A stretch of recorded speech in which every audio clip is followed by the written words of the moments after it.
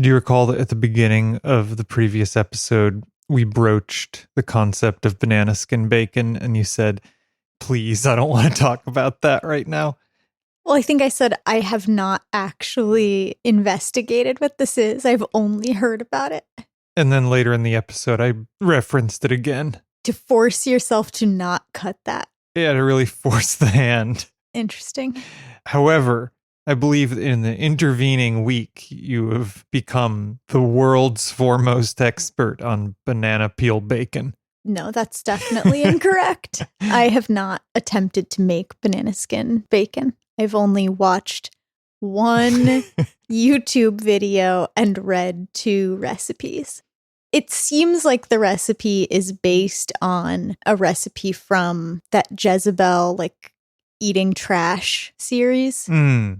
We could have made the banana skin bacon with the banana that I accidentally, comically, I'll add, stepped on, destroying its flesh for traditional eating, but leaving its peel ripe for the baconing. I cannot think of anything that would make banana peel bacon less appealing than knowing it had been under your shoe outdoors. Yeah. Hold on, was it this video? I don't think I've ever been so curious to give anything a try. Hey y'all, I'm Annie, and today I'm gonna be trying to make bacon from banana peels. I saw Tabitha Brown making this on her vegan channel a few months ago, and it looked intriguing. Now, I've seen a lot of fake meat creations out there, from carrot hot dogs to watermelon steaks, but this is a new... Wow, I can't believe this video references... your favorite my food? 2 favorite things. The carrot hot dog and the watermelon ham, which she's posted a picture of. But yeah, this is the third in the mighty triumvirate of stupid meat ideas. Yeah, that's right. So, basically what you do is you fry the banana peels. Then you baste them with liquid smoke, sugar, and, spices to make it taste sort of bacony. And then you bake it one more time to crisp it up further after the marinade. It did not look like it tasted good because I think banana peels don't taste that good. I think that's the main problem, is that banana peels start out not tasting good. So so does the raw flesh of a pig. To be fair, that doesn't start out as appetizing, I cannot imagine. But I guess what I'm saying is banana peels taste very bitter and astringent.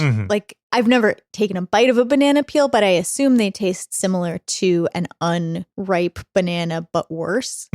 And so I think you could have put that mixture of seasoning on almost anything, and it would have been pretty good. But with the banana peel, you're battling the fact that it's a banana peel in the first place. Well, just like with the carrot hot dog and the watermelon ham, they chose a banana peel because if you peel a banana, you're left with a strip of a thing that is approximately the scope of a piece of bacon. Appearance. I actually think, so over the weekend we had a couple of those pink bananas, the shorter pink bananas, which you declined to eat, but I ate all of them. I don't know that I declined them. They sound pretty good right now, actually. I didn't know that you would eat all of them. They're gone now. Devastating. I believe I urged you to eat one, but I was worried that the last one was beyond its peak, and I was right. Okay. So they have a thinner skin, and they're pink in the first place, so I think that would create a more convincing illusion. Well, I think it's incumbent on us to produce this food at this point. It sounds like a lot of work for not a lot of payoff, I have to say. We have to get liquid smoke. What if we at some point here's what I'm going to suggest. We do a summer cookout, maybe 4th of July episode where we make carrot hot dogs, watermelon ham, and banana skin bacon and do a video episode like we did at Christmas. I will never make carrot hot dogs. I've already had a carrot hot dog and it wasn't good. Suck shit. Well, what else is cylindrical? I think people like jackfruit pulled pork. Yeah, I've seen that. That's the other thing, is one of the things that I like about not eating large hams or whatever is that I never have to cook a ham, which seems like it takes a long time, would make the house very hot in Florida in July. It just seems I'm glad it's an effort that I don't have to make. And I feel pretty certain that I'm going to be disappointed in a watermelon ham, at least as disappointed as I would be in a pig ham. I think you're missing the point of this exercise, though, which is content production. And if anything, our misery as depicted in a visual medium, that's all the better for any viewer, I think. Well, I won't stop you from planning, executing, and cleaning up this entire project on your own. But will you stop me from filming you eating these things? No. Hell yeah. You're Roman. You're Allison. And this fruitless endeavor is seedy business. It's seedy business. It's seedy business. So it's a beautiful Sunday afternoon, bright sunny day. We had a lovely couple quasi-vacation days. They were actual vacation days. They were actual vacation days. I took paid time off. One of the great luxuries of my workplace is a couple weeks of paid time off over the course of a year. That's the trade-off for my salary of $1 a year. I don't know if I should bleep that for my 45-hour-a-week job. Yeah, I mean, I think you should just bleep that. Well, if I did bleep that, dear listener, it is sinfully low for a full-time job. You would have laughed at the number, I guarantee it. Not because, I mean, it's marginally above minimum wage, I think, but rarely are salaried jobs given a yearly salary number as low as this. You make approximately $1 an hour. Yeah, that's right. Everyone knows that's a living wage. I think that's the fucking Joe Manchin. He's fighting for $1, trying to fucking pull Biden down from $15 to $1 an hour. Well, everybody's still living in 1986 or whenever that would have been. Yeah. But in any case, I did get a couple days off and we went to Goldhead State Park in, what the fuck is it? Keystone Heights. Light. Keystone XL. Keystone Ice. Keystone Heights, Florida. We had a really lovely, it was beautiful there. We had a real nice time. We saw the following marvelous wildlife. A bear. Yep. One black bear. A bald eagle. Yes. One unit eagle. of bald eagle. Yeah. A blue-tailed skink. Yeah. A juvenile. One unit of blue-tailed skink. Right. What else did we see? We saw some good shit. Yeah, we saw a heron. We did not see any gators, despite all the warning signs, and that's a shame. It is a shame.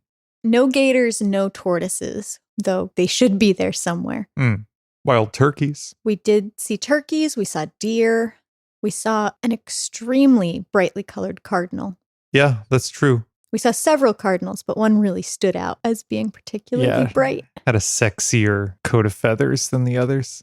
We saw a tick on your body. Yeah, it's true.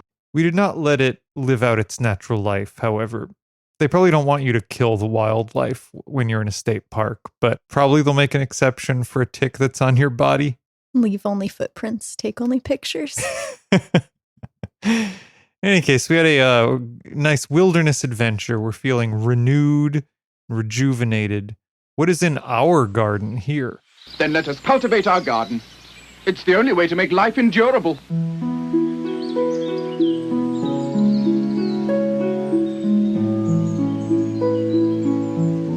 What's in the garden?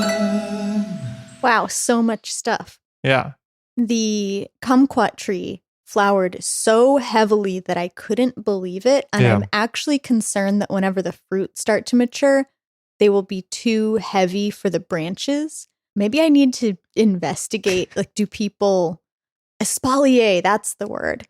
Like, do people trellis a tree of this sort? Am I supposed to remove some of the fruit? I don't know. What a terrific problem to have, though. Yeah, it looks incredible. You can see lots of very tiny, like smaller than a pencil eraser sized fruits now. Huh. We've been really being pretty responsible in our watering of it. We have it under the front awning to try to get it the right amount of sun, and we've been maybe uncharacteristically responsible in our water. I left for work this morning when you were still asleep for church, and then I got home and you were still asleep, but I saw evidence that you had gotten up in the interim and watered the kumquat tree. Yeah, that's right. So yeah, it's looking great. We also have the melon vines are flowering heavily. Mm. There's no evidence of fruit development on any of them yet, so we'll see what comes of that. Well, we don't expect the kumquat tree to fruit until winter. Yes, that's right. Which so sort of it flowers shocked me. now, and then you have to safeguard all of those little fruits for like most of a year. It's really incredible. Yeah. Are there other stuff besides fruits on a tree that, like, the time difference between flowering and fruiting is most of a year? I can't think of anything immediately, but I mean, people grow annual crops. They're selected to be fast. In any case, it's a real tease, I think. It's a long time to have to safeguard the fruit. Yeah, what sorts of protections does it demand? I don't know. I mean, we have to make sure like squirrels don't eat the unripe fruit, for example. Birds, squirrels, that sort of thing. Heavy winds. Like all the hurricanes Like that a happen here. hurricane, yeah. At some point, is that tree going to be in this house over the course of... Probably. Yeah. At some point, I would think. This is a question that's going to betray some serious ignorance, but could the tree be in our house next to our front window with some success? Yeah, I think so. I think its ideal situation is 12 hours of sunlight a day. Mm-hmm. If we were willing to have our front window shades open all the time, Which really heats up the house. we but- could probably get its minimum requirement, which is like 6 to 8 hours a day. I see. But Lucy would pee. And potentially poison herself with it. Yeah, she would try to eat it, but I can guarantee you from a time when I lived with a housemate with many houseplants and Lucy, she will try to use every potted plant as a litter box. Is cat pee good or bad for citrus trees? I think bad. Okay. How's anything in the back happening? I can't remember how much I talked about my disappointment with the fabric strawberry pots. Did I talk about that last time? A little bit. I continue to be mad about that. But we do have green beans. Yeah. The green bean plants, it turns out, don't have very deep roots, probably because they've got like 2 inches of soil and then it's sand. Sand all the way down. So they're all falling over because the weight of the green beans is too much for the spindly little plants to support. Yeah. It's nice that they're able to make some green beans under the circumstances, I guess. When do you think we'll get to eat our crop of 5 to 7 green beans? Soon. Nice. This week. The tomatoes planted in the backyard are actually looking really good. So good that I'm considering moving the tomato that's in the front yard to the backyard because I can't believe how quickly they're growing. I mean, I see a bunch of tomatoes on them. Yeah, and they're tall. Yeah. They've like doubled in height in the couple of weeks since we've gotten them, which the old one or the one in the front hasn't done. So you think the one in the front gets too much sun? That's my guess. I mean, here's the thing. The reality is we've spoken, I think, probably enough about how sunny our front yard gets in the afternoon and evening. But like, even if we've watered the tub that has the basil and melons and tomato plant, that day, like by the end of a day, the basil looks like wilted and fucked. Well, wilting is an adaptive response. But Yeah, I don't mean that it's like dying, but it takes a beating every day. it's in a black tub in full direct sun for like 12 hours a day. Yeah. So I think that's all the interesting news from our garden. All right, well, let's go to today's catalog. Today's catalog is one that has been on my list since the very beginning of this podcast. It's one that we were always sent, even back in the day before we started this project. I will say that I've struggled to find a ton of information about the history of this company. And I wondered to myself, like, well, first of all, this is Burgess. It's Burgess Seed and Plant Company. And I wondered to myself, how big of a name in seeds is this? So, I Googled seed catalog. And as I've said before, the number one hit is, of course, Burpee. But also on the first page of Google results are things like Gurney's and Park Seed and Baker Creek and Seed Savers. I think that gets us to the first page of Google results for seed catalogs. With like incognito mode? Well, fair because point. Right the way you're thinking of a Google search from 15 years ago. Yeah. Back when it was a fair an point. actual ranking, but now it's going to be tailored for you. Those are all companies it knows you've searched for. How do I do private browsing? I think open a new private window. Okay. File, new private window. Boy, I need to do this when I'm looking up. I need to learn this technique. So recently, this is a complete aside, but I was forcing Allison to watch a YouTube video about a wrestler from 20 years ago named Mr. Ass. His gimmick, I guess, is that he really likes his own ass. He thinks it's great and loves to show it off. Ahead of his time. Ahead of his time. He was... These are during boob-heavy years that he was really promoting ass, and he would really be thriving in today's ass-centric media landscape. But in any case, I realized that as we were watching a YouTube video of him, that the other recommended YouTube videos were for like church music and shit. And then I realized that I had been signed into Google through my church's account and getting recommendations for YouTube videos based on the churchiness of our shared Google account. But now I have to assume that the other elderly women with whom I share this church Google account are getting served Mr. Ass YouTube suggestions. But in any case, if I knew about how to use private browsing, then I could have avoided that situation. Okay, I'm private browsing, searching seed catalog. So Burpee is still first. It's most of the same companies. They're ordered a little differently. Baker Creek comes up as number 2 in this situation. Park Seed, which had been number 2 for me, is down at like number 6. Seed Savers is down there even further a little bit.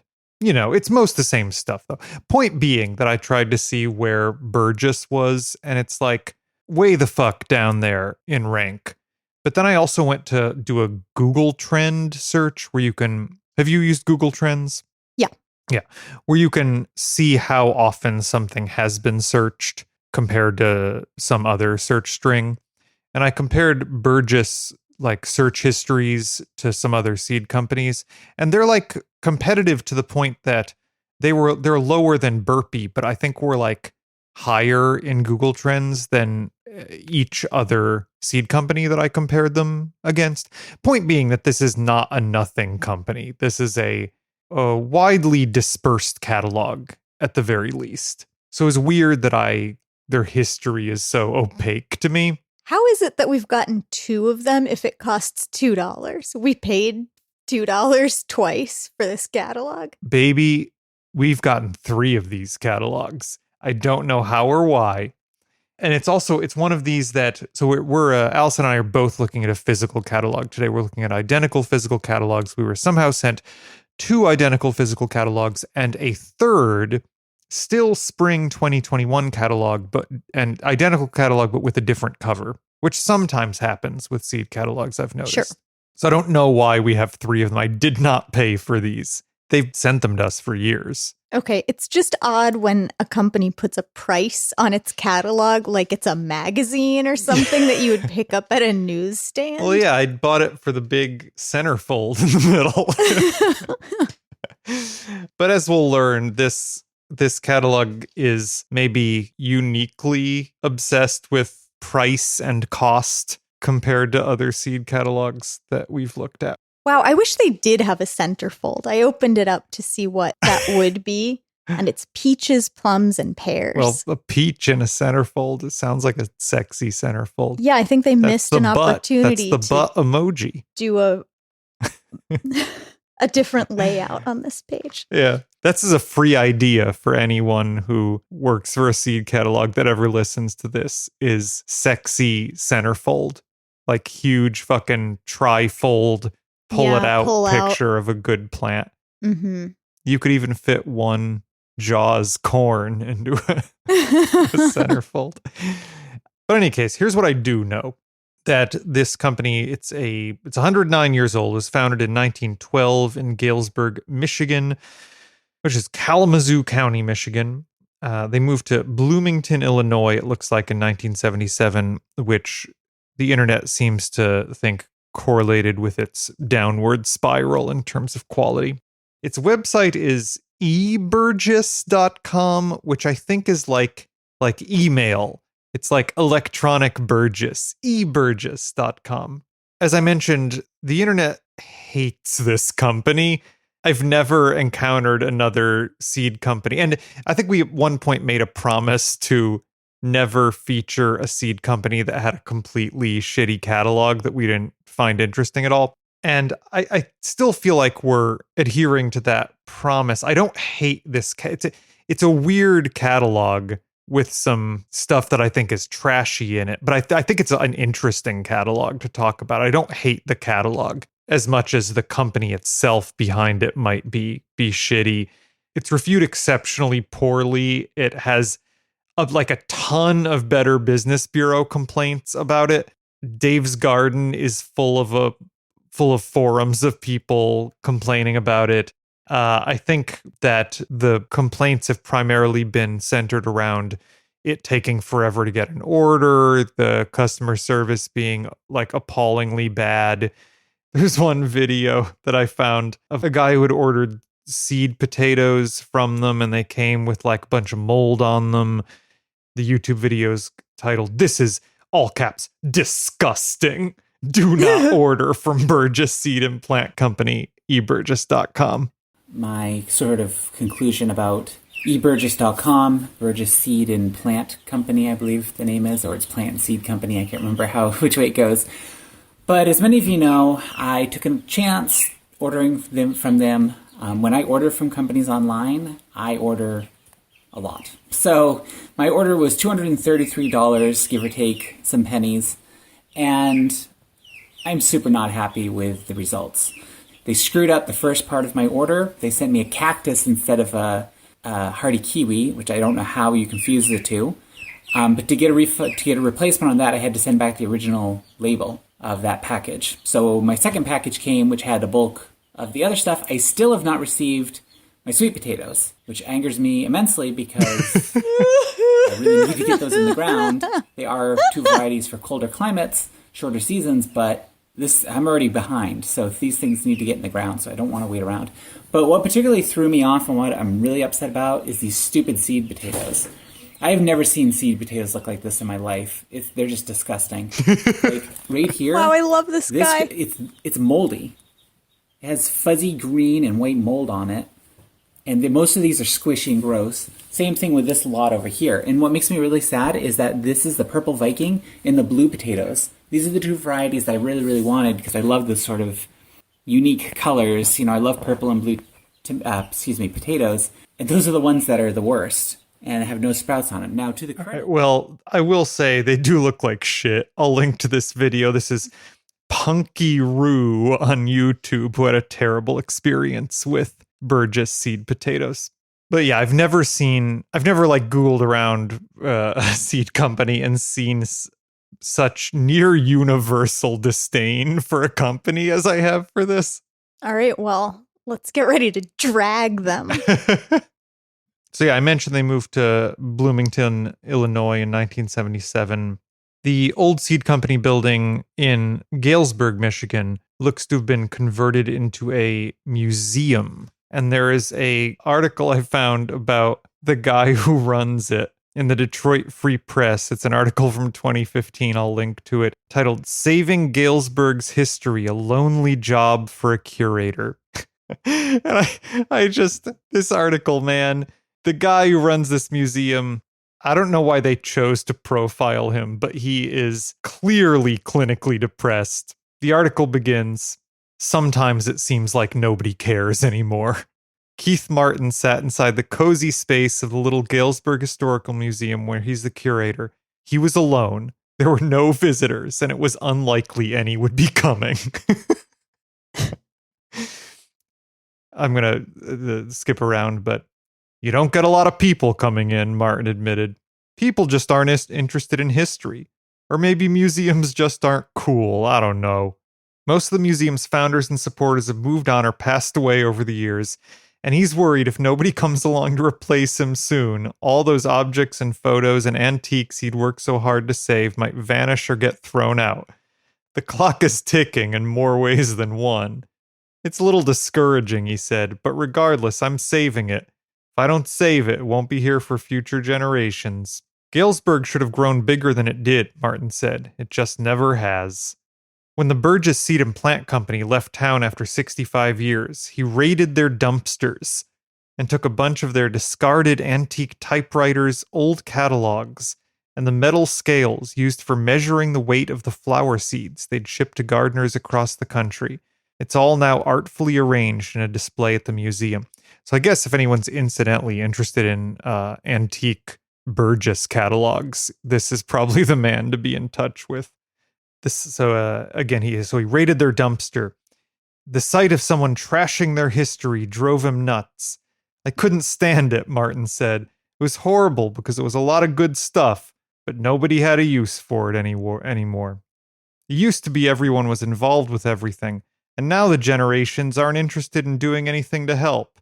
They're all gone. There's no one to take the place when all the old people die. There's just no one who wants to do anything. Yeah, that's us. None of us want jobs. Yeah, well, it's because we're eating avocado toast or something, right? Yeah. Yeah. Definitely not waiting for people to finally retire so we can get real jobs sometime in our 40s, I guess. I mean, I assume this is a volunteer position, but if he is making a salary, maybe the problem is that at age 70, he should have retired from this job and let someone who's 25 do it. It also doesn't sound like this is stuff that actually belongs in a museum, right? I mean, reading between the lines, he's saying they were throwing it away. It was a bunch of garbage, and I'm a hoarder, so I decided to take it upon myself to say no one should ever throw anything away. Yeah, he did quote unquote raid their dumpster. So if it came out of a dumpster, it could be something that should be in a museum. But what are the odds that you could furnish an entire museum with things that came out of a single dumpster load? There's more stuff in this museum besides that. But yeah, that is I hear you. I mean, in a dumpster at one time, you might find maybe one thing worthy of a museum, yeah. But to find all the things in a dumpster worthy of a museum, I don't know. In any case, as far as I can tell, it looks like they still, as a company, have a couple dozen employees, a yearly revenue of $5 million, and a CEO named Bimbo Houston. Well, okay, so it's Chuck Tingle. Maybe. Again, if someone could do some better research on this, I would appreciate it. But it appears as though the current CEO of this company is named Bimbo Houston. Bimbo Houston, that's listed on their Zoom info page. And there's also a LinkedIn page for Bimbo Houston, who lists him as CEO of Burgess Seed Company. Bimbo Houston. Yes. I mean, I love it. Yeah. Can't possibly be a real name.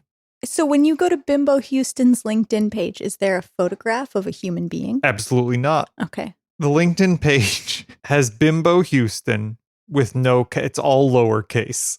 And then the title underneath that is CEO at Burgess Seed and Plant Company, also entirely in lowercase. He's listed as having attended Barbados University. I mean, I guess I'm gendering this as a man. He's listed as having attended Barbados University between the years of 1980 and 1987.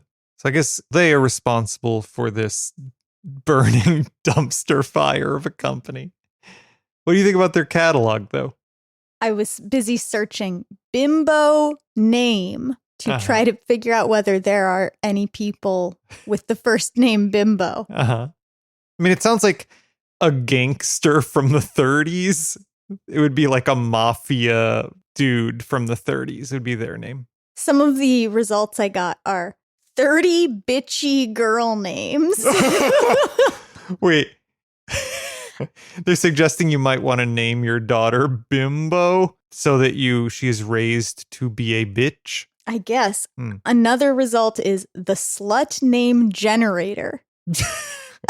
Well, that's a very lazy name to be generated by such a generator. And a quiz that will determine what your girly girl name would be, whatever that means. All right, so maybe Bimbo Houston is a lady. Who can say?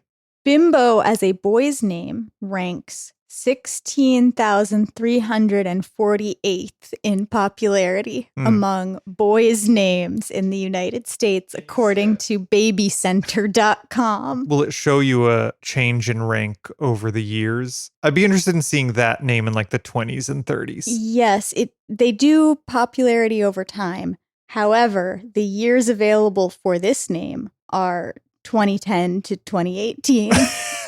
And the babies per million count range is from 2 to 4 per million. Okay. So it's like a statistical anomaly more than a name, I think. I mean, this could all be fake. This whole company, honestly, especially based on the reviews of it, it could be like a fucking front for something run by gangster Bimbo Houston. Typically, when you have a front of some sort, it's either badly run or the kind of business that doesn't need really to be run. Mm-hmm. Seems like selling seeds is the type of business that needs to be run, but... Anyway, we've really spent a long time dicking around. All right, yeah, but what do you think of the catalog itself? I mean, it looks like a relic from another age. Yeah. This catalog was laid out in 1992 and then has never been changed since. Yeah, I actually went and looked at at Burgess catalogs from like the 30s and 40s, and they're actually all like this in that it's the type of catalog that looks trashy because its cover, instead of being some beautiful picture, is just a bunch of additional seed descriptions. It looks exactly like the inside. Yeah. Yeah, I mean, it's not a classy look. They're extremely invested in letting you know that they are a cheap source of seeds. Everything has big banners in it that says sale, or the top of the inner cover says red hot specials with like flames coming up through the red hot. Half price is on a lot of them. There's a little tag on a lot of the, there's a couple pages where it says Burgess 1 cent sale. And all the descriptions say, buy the first one and then add more for only 1 cent extra. So if you're looking for the best bang for your buck, like that's what they're trying to position themselves as, I think. For sure. One thing I noticed they offer is a tree of our choice for $1.50. Wow. What do you want to pick out of what they've got? No, what I mean is a tree of their choice. Oh. It's like, you give us $1.50, we'll send you whatever shit we got lying something. Around. Yeah. It's like a mystery grab bag of plants. Well, all right. You had mentioned wanting to read some of their tree descriptions.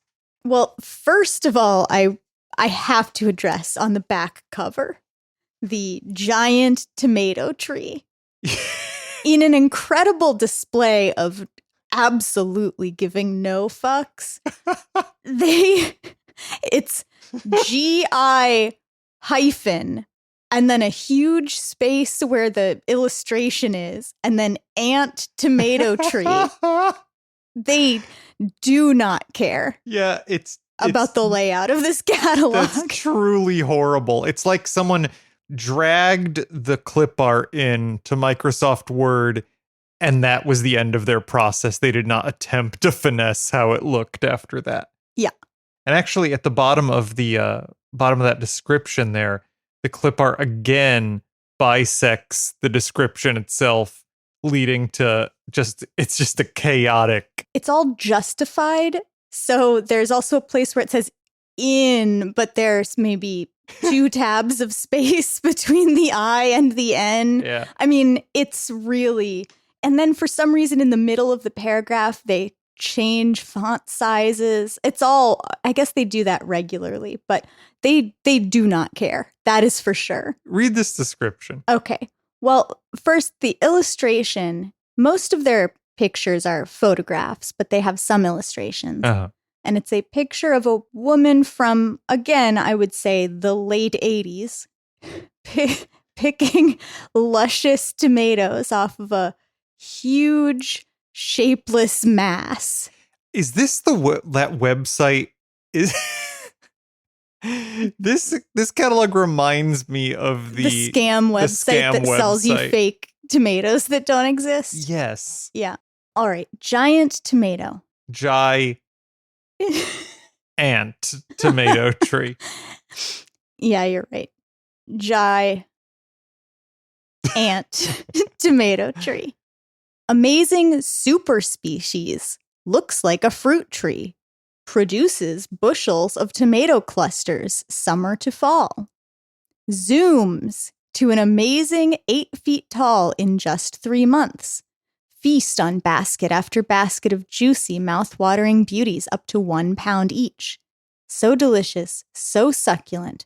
Just one sliced up tree tomato covers an entire slice of bread. A new crop of farm fresh tomatoes each week. A living tomato factory. It seems for every tomato you pick, 2 more seem to jump forth to take its place. Grow in yard as a garden wonder or as a patio showpiece. Non-stop fruit all season long. Supplies are limited. Do not miss out. Act now. Huh. Boy, this is confusing. What even could this be? I don't know. A giant tomato tree. Super species. That's hyphenated, as if that means something. Next to that, they have a thornless climbing rose description that at the bottom of it has its price is $19.99 each, but that is crossed out like it's an infomercial. And written underneath that is $11.99 each. They also on the back cover have the classic scam of the fruit cocktail tree. Yeah. Do you want to read that one? As a best of Burgess designation. Who among us has not fantasized about a fruit cocktail tree? Yeah, I'd fall for this today. Dwarf fruit cocktail tree. Amazing one tree orchard. Pick 6 delicious varieties from this unusual tree. Plant our fruit cocktail tree when you don't have room for an orchard. Pick nectarines, peaches, plums, and apricots, all from the same tree. Harvest bushels of fruit. Have plenty for jams, jellies, canning, eating fresh, and freezing. Self-pollinating and grows about 10 feet tall. Reach fruit from this little one-tree orchard standing right on the ground, and the first bushel of fruit will pay for the tree. Blossoms in spring, fruit in fall. In spring, your tree will be loaded with an abundance of blossoms, a spectacular sight for the whole neighborhood to enjoy. This is pretty enough to plant as a specimen tree right in your front yard. I don't think I've ever heard the term specimen tree before. That just means one that looks good. Yeah. You know, when people put like an ornamental cherry or something, a dogwood. Yeah, it's just a synonym for ornamental. Yeah, I think so. They say it's 2 to 3 feet tall. So it's a little under a meter. It's got grafts of, it claims 6 different varieties. I mean, there's no way that's a healthy plant, right? No. Look on the bottom of page 6. The dwarf 5-in-1 pear tree. They'll sell you a dwarf 5-in-1 pear tree and a dwarf 5-in-1 apple tree. In that dwarf 5-in-1 apple tree, there's a little boy holding an apple who fucking looks like he's Leave It to Beaver or something. He also looks confused about why he's standing in front of this apple tree. But that's a boy from the 50s, right? Yeah. Red Delicious, Yellow Delicious, Dark Red Jonathan, Yates, and Winesap. 5 different varieties of full-size apples on one tree, which grows only about 8 to 10 feet high. Starts producing in the summer and continues through fall. Harvest apples the second or third year after transplanting. Sub-zero hardy, self-pollinating. This one is marked down from $49.99 to $39.99, or 2 for $78.99. What a deal. They offer a deal where you can get 16 fruits on 3 trees at one great price. Includes 1 each of 5-in-1 apple, 5-in-1 pear, and fruit cocktail. See back cover. Do you want to read a couple more tree descriptions, or do you want to read something else? Well, let's read this cold hardy kiwi description that our friend, what's the YouTuber name? Punky Roo. That our friend Punky Roo never received. Or maybe eventually did, but had not at the time of recording that video. Cold hardy kiwi withstands temperatures of 25 degrees below zero. Yields up to 10 gallons of fruit per 2 plants. A big improvement over the fuzzy brown-skinned kiwi. Our rare kiwi produces a much sweeter tasting fruit and grows much further north than the regular kiwi. Fruits average about 3/4 to 1.5 inches in diameter. Plants are somewhat similar to grapevines, only much faster growing. Under ideal growing conditions, it will grow up to 5 inches a day and reach a height of 8 feet the very first year. Quickly climbs a trellis or wall. In late May, white flowers will appear to fill the air with a fragrant lily-of-the-valley scent. Be sure to plant a male kiwi with at least every 5 females for proper pollination. We've got a kiwi in the house right now, don't we? We have 1 kiwi fruit in our home, yes. Well, you really are pointing out that we have only one because I accidentally dropped the second one on the ground and then ran over it with the car. No, I meant that we do not have a kiwi plant. Right. Why don't I read the goji berry? Great. Loaded with antioxidants, vitamins, and amino acids. Why pay the high cost in food stores when you can harvest your own? Goji berries have one of the highest antioxidant values of any whole food and can be eaten fresh, dried, or frozen. Delicious taste is like a blend of raspberry, cranberry, and strawberry. Wow, they're obsessed with combining a ton of fruits. Leaves can be eaten as a vegetable or used to make teas. Purple and white flowers start in May, followed by berries in early fall. This vine grows over 10 feet tall, but should be cut back in fall for better fruit production in the following year. Self-fertile and drought-resistant, but avoid acidic soil. Planted full to partial sun, also known as wolfberry or matrimony vine. All right, give me one more. All right, this is not a fruiting tree, but I'm very excited to read this description because, well, I'll describe the picture after I read the description. Okay. Dawn redwood. Grew when dinosaurs roamed the earth. The only tree of its kind that had the strength and growing power to survive after nearly 70 million years. Wow. Flourishes in almost any soil or climate. Just plant it, water it, and stand back to watch it grow. 3 to 6 feet a year with no spraying, fertilizing, pruning, or cutting. Beautiful ornamental specimen, or use as a screen or grouping. From springtime green, the fern-like leaves turn orange-brown to dark brown in fall. Order this rare beauty today. And it's illustrated with a cartoon of sort of a general conifer. I don't think it captures anything unique about this tree in particular that I'm able to pick up on, but it does have an inset panel with a close-up drawing of the leaves, the fern-like leaves. And then it's illustrated with a, relative to the tree, very small triceratops and pterosaur. Yeah, that's absolutely incredible. Yeah, I mean, we should probably put this on our Instagram. Yeah, It's so good. I mean, they're using the weird clip art in this catalog everywhere. Wait, you think these dinosaurs are clip art? as opposed to photographs?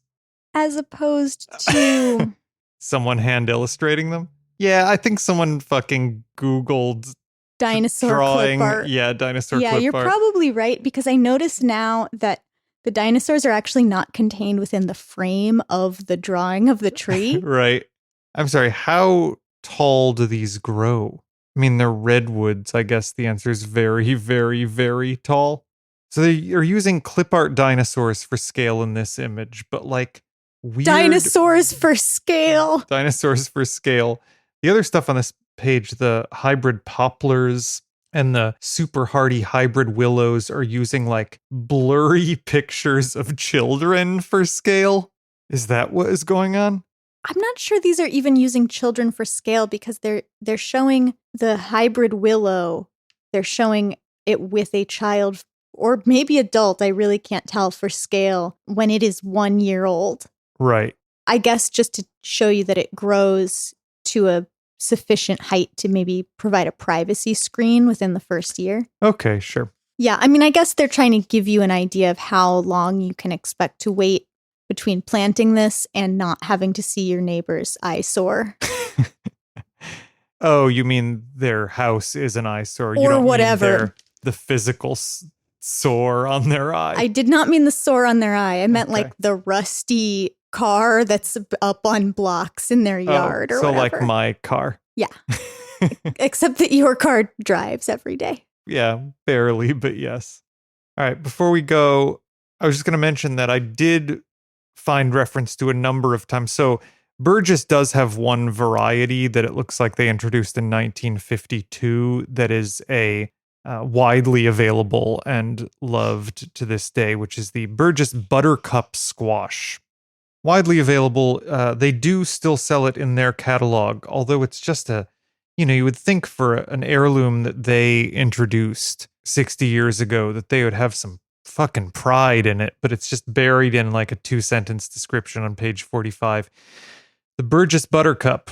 Fruit weighs 3.5 pounds with super sweet, brilliant orange flesh. Buttercup has set the benchmark for winter squash. Vines reach 15 feet with 20 or more fruit per vine. Like I said, this is sold by everybody else as well. On the Burpee site, the description reads, heirloom, thick orange flesh, cooks dry and sweet with buttery rich flavor. Introduced by Burpee in 19... Whoa. They are saying introduced by Burpee in 1952, even though the title on the Burpee site is Burgess Buttercup Squash. And I know from reading everywhere that Burgess introduced this in 1952. I assume that's just a typo, but it's the kind of typo Burpee would make. Yeah. So anyway, they're claiming they made it. This cherished heirloom sets the standard for golden squash. Turban-shaped fruits have attractive dark green skin with silvery stripes and spots. Thick, smooth orange flesh, mingling sweetness with buttery flavor, remains succulently sweet during cooking. Fruits store well for months. And then the picture that they offer you is, boy, it looks like a casserole from my youth, where there's the mashed up buttercup squash, but then a bunch of like slices of butter and what looks to be brown sugar mixed into it. Did you have squash prepared in that way? No, I did not. Mm.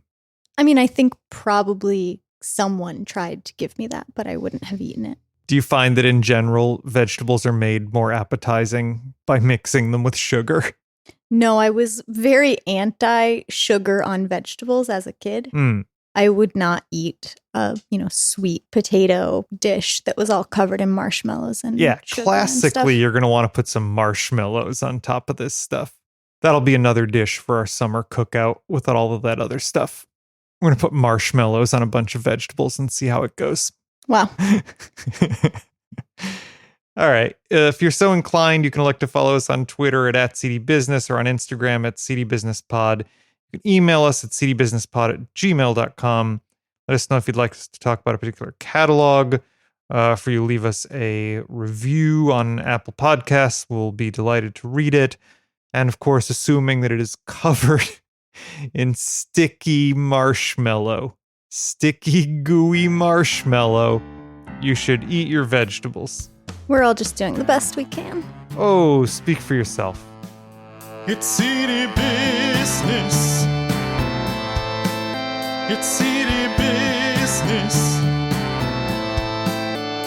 Boring talk about seeds, city talk between boys.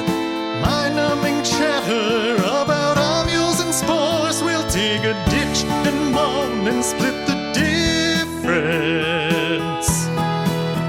City business. It's city business.